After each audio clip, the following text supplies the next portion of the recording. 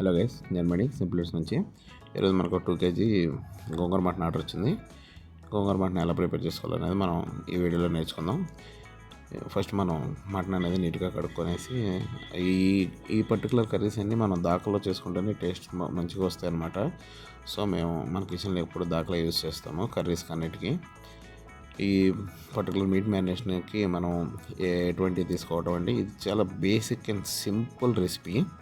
So meet marination ప్రాసెస్లో first step వచ్చేసరికి seasoning చేసుకోవడం అండి. మనం మీట్కి సీజనింగ్ చేసుకోవడానికి ఫస్ట్ సాల్టు, పసుపు, కారం, ధనియాలును, జీలకర్ర రోస్ట్ చేసుకొని పొడి కొట్టుకోవాలి.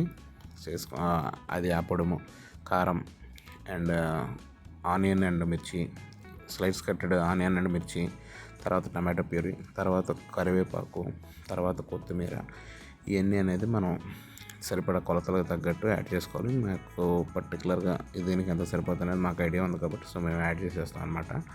అండ్ దెన్ ఫ్లేవర్డ్ ఆయిల్ ఏంటంటే మనం ఫ్రైడ్ ఆనియన్స్ని ఫ్రై చేసుకుంటాం కదా, దట్ పర్టికులర్ ఆయిల్ మేము బిర్యానీస్కి యూస్ చేస్తాము. ఆ ఆయిల్ దీనికి కూడా యూస్ చేస్తాము. సో మంచి అరోమా ఉంటుంది అనమాట దీనికి.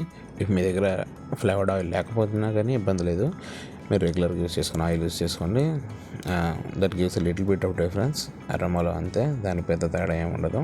మన కాండిమెంట్స్ అన్నీ వేసేసిన తర్వాత ఇంకా మ్యారినేషన్ ప్రాసెస్ అనేది స్టార్ట్ చేయాలన్నమాట. మీట్ని మనం ఎలా వీడియోలో చూపించిన విధంగా మంచిగా బాగా మీట్గా అంతా పట్టేటట్టు మనం వేసిన మసాలాలు, ఆయిల్స్ అండ్ ఎవ్రీథింగ్ మీట్కి, వెజ్జెస్కి బాగా పట్టే విధంగా మంచిగా మసాజ్ చేయాలి. మసాజ్ చేసిన తర్వాత కొంచెం వెల్లుల్లిపైని మంచిగా దంచి కొట్టుకొని ఆ వెల్లుల్లిపైన కూడా ఇందులో యాడ్ చేయండి. ఇది చాలా బాగుంటుంది taste. And then water add చేసుకోవాలి. వాటర్ మనం ముక్కలన్నీ మునిగేదాకా వాటర్ యాడ్ చేసుకోవాలి. నాకు వాటర్ యాడ్ చేసుకున్న తర్వాత కొంచెం సాల్ట్ తక్కువ ఉంది అనిపించింది. సో దెన్ నేను మళ్ళీ సాల్ట్ యాడ్ చేశాను. సరిపడినంత వాటరు, సాల్ట్ అన్నీ యాడ్ చేసుకున్న తర్వాత మనం ఒకసారి అన్ని పారామీటర్స్ అన్నీ కరెక్ట్గా ఉన్నాయో లేదో చూసుకొని ఒకసారి మంచిగా కలిపేసుకొని అండ్ దెన్ నెక్స్ట్ స్టెప్కి వెళ్ళిపోవాలి. నెక్స్ట్ స్టెప్ అనేది మనకు కుకింగ్ ప్రాసెస్కి వెళ్ళేసరికి అన్నీ పర్ఫెక్ట్గా యాడ్ చేసేసుకొని ఉండాలి. ఇంకా మళ్ళీ మనం యాడ్ చేయాల్సిన అవసరం రాకూడదు. ఎందుకంటే బల్క్ కుకింగ్లో ఎప్పుడూ కూడా మల్టిపుల్ టైమ్స్ ఏదైనా యాడ్ చేయటం వల్ల ఏంటంటే టేస్ట్ అనేది ట్యాంపర్ అవుతుంది అనమాట. సో ఏంటనేది 1కి 4 సార్లు ముందే చెక్ చేసుకొని అన్ని కొలతలు బట్టి వేసుకోవటం వల్ల టేస్ట్ అనేది డిఫరెన్స్ ఏ కస్టమర్కి రాకుండా ఉంటుంది. సో దెన్ మేము దానికి మంచిగా కేర్ తీసుకుంటాము.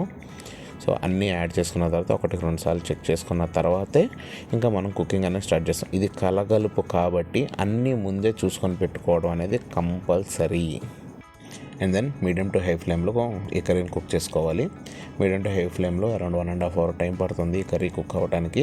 మనం మధ్య మధ్యలో టెండర్నెస్ అనేది మీటుది చెక్ చేసుకుంటూ ఉంటాం కాబట్టి సో దెన్ మీకు ఎప్పుడైతే కరెక్ట్గా మీకు సరిపడే టెండర్నెస్ వచ్చిందనుకుంటారో దెన్ మీరు ఆఫ్ చేసుకోవచ్చు.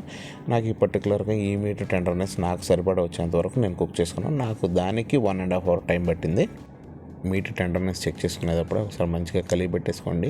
మీకు సరిపడా గ్రేవీ ఉందా లేదా అనేది కూడా ఒకసారి మీరు ఇదే టైంలో చెక్ చేసుకోవాలి. మీకు ఎప్పుడు కూడా వేడి నీళ్ళు అనేది దగ్గరలోనే ఉండాలి. ఎప్పుడు మనం మీట్ కుకింగ్ ప్రాసెస్లో ఉన్నప్పుడు ఎప్పుడు కూడా చల్లని నీళ్ళు కానీ రూమ్ టెంపరేచర్ నీళ్ళు కానీ మనం యాడ్ చేయకూడదు. ఏ కర్రీలో అయినా కానీ ఎప్పుడు కూడా వేడి నీళ్ళే యాడ్ చేసుకోవాలి. ఈ పొలన్ కర్రీస్లో మనకి ఎప్పుడు కూడా స్పైసీనెస్ అనేది మనం రెగ్యులర్గా వేసుకునే దానికన్నా ఒక 2 levels ఎక్కువ వేసుకోవాలి. ఏంటంటే ఈ పొలన్ కర్రీస్లో ఎప్పుడు కూడా స్పైసీనెస్ని ఆ పులుపు అనేది బ్యాలెన్స్ చేసేస్తుంది. సో అది ఒకసారి మైండ్లో ఉంచుకొని పొలన్ కర్రీస్లో ఎప్పుడు కూడా స్పైసీనెస్ అనేది ఒక 2 levels ఎక్కువే వేసుకోండి. మీకు కరెక్ట్గా సరిపోతుంది. మీరు తినేటప్పుడు మీకు స్పైసీ అనేది అనిపించదు, సరిపోతుంది. మీకు ఇంకా స్పైసీ కావాలంటే మీరు ఇంకా యాడ్ చేసుకోవచ్చు, ఇబ్బంది లేదు. కానీ ఎప్పుడు వేసుకునే దానికన్నా కంపల్సరీ 2 levels ఎక్కువే ఉండాలి స్పైసీనెస్. ఈ పొలన్ కర్రీస్ అంటే దోసకాయ మటను, గోంగూర మటను, చింత చిగురు మటను, మామిడికాయ మటను, వీటన్నిటిలో కూడా స్పైసీనెస్ అనేది కొంచెం ఎక్కువే ఉండాలి. సో ఒకసారి మళ్ళీ గుర్తుపెట్టుకోండి. ఒకసారి నాకు సరిపడా పులుసు అండ్ సరిపడా టేస్ట్ నాకు ఇందులో వచ్చేసింది. అండ్ దెన్ నేను నెక్స్ట్ స్టెప్కి వెళ్ళిపోతున్నాను. మనకు నెక్స్ట్ స్టెప్ వచ్చేసరికి గోంగూర యాడ్ చేసుకుంటే ఈ గోంగూరని నేను ఆల్రెడీ బాయిల్ చేసేసి కచ్చాపచ్చగా పేస్ట్ కొట్టుకున్న గోంగూర, ఫైన్ పేస్ట్ కాదు ఇది, కచ్చాపచ్చగా పేస్ట్ కొట్టుకున్న గోంగూర, ఇది కలుపుకొని ఒకసారి గ్రేవీలో వేసేసుకొని నాకున్న పులుసు అనేది నేను వేసుకున్న గోంగూర క్వాంటిటీకి కరెక్ట్గా సరిపోతుంది. వేసుకొని ఒకసారి కలుపుకున్న తర్వాత ఒక 15 minutes అనేది మూత పెట్టి మంచిగా ఉడికించుకోవాలి కర్రీని. ఈ కర్రీస్లో హైలైట్ ఆ ఫ్యాట్ రెండర్ అవటం వల్ల వచ్చిన ఆయిల్ అనమాట. ఈ ఆయిల్ అనేది కర్రీకి ఎక్సలెంట్ టేస్ట్ ఇస్తుంది. మనం కలుపుకొని తినేటప్పుడు కూడా మంచి ఫీల్, మంచి టేస్ట్ ఉంటుంది. అండ్ ఆ పులుపు, ఆ ఫ్లేవరు ఎక్సలెంట్. దీనికి ఇంకా చెప్పలేం, మాటల్లో రాంది ఇది. అండ్ దెన్ కర్రీ అంతా ఉడికిపోయింది. ఇంకా దీంట్లో లాస్ట్ స్టెప్ వచ్చేసరికి ఇందులో మనం కొంచెం కేవడ వాటర్ యాడ్ చేసుకోవాలి. ఈ కేవడ వాటర్ యాడ్ చేసుకోవటం వల్ల కర్రీ చాలా బాగుంటుంది. ఒకసారి ట్రై చేయండి మీరు కూడా.